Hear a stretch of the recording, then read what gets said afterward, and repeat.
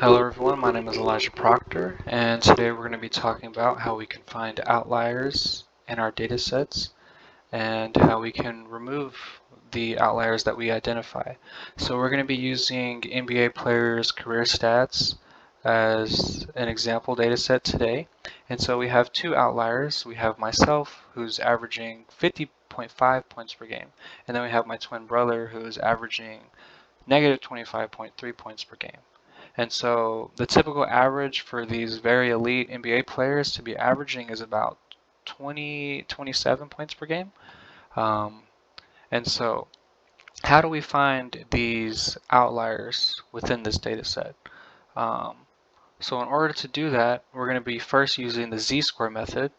And so we just need to first find the average points per game for all the players, and then we need to find the standard deviation.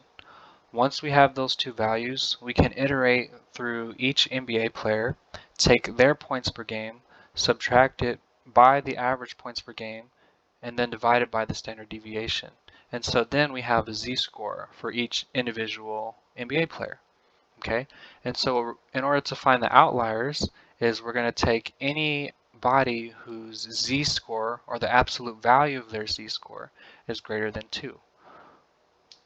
And so in this case, me and my brother are the only outliers, and so my z-score would be 2.1, and then my brother's is negative 2.1. So everybody else's z-score was within 2 and negative 2 range. Another way of scoping out our outliers is using the IQR method. So in order for this to work, first we have to sort the data set based on the points per game in ascending order. And then we need to figure out the positions of Q1 and Q3. And so to find the Q1 position, it's going to be the number of players plus 1 divided by 4. Q3's position is going to be 3 times the number of players plus 1 divided by 4. So once we have these positions and we have the sorted data set, we can use linear interpolation to find the value at a specific position in the data set. And so since we're going to be using this function, or we're going to be using these steps more than once, we turned it into a function. And so to find Q1, we put the sorted data set, and then we put the position, and then it automatically makes the calculation for the interpolation. So we do that for Q1, and we do that for Q2, and then we can use these two values to find the IQR, which is just Q3 minus Q1. Then in order to find the lower bound, this is just going to be equal to Q1 minus 1.5 times the IQR.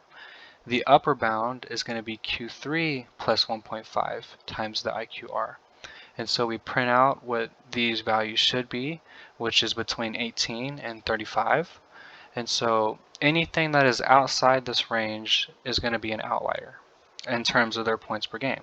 And so we can filter out these outliers by saying anything that's above the upper bound or anything that is below the lower bound is going to be an outlier. And so as you can see, when we print out the outliers below, that we had successfully found the two NBA players that are not averaging was typical of an NBA player. So in order to remove these outliers that we had found, we can basically do the opposite of what we had done before. So before we were basically removing anyone who was greater than the absolute value or their z-score was greater than the absolute value of 2. But instead, now we're going to do everything that is less than 2. Their absolute value of their z-score is less than 2, which is going to be between negative 2 and 2.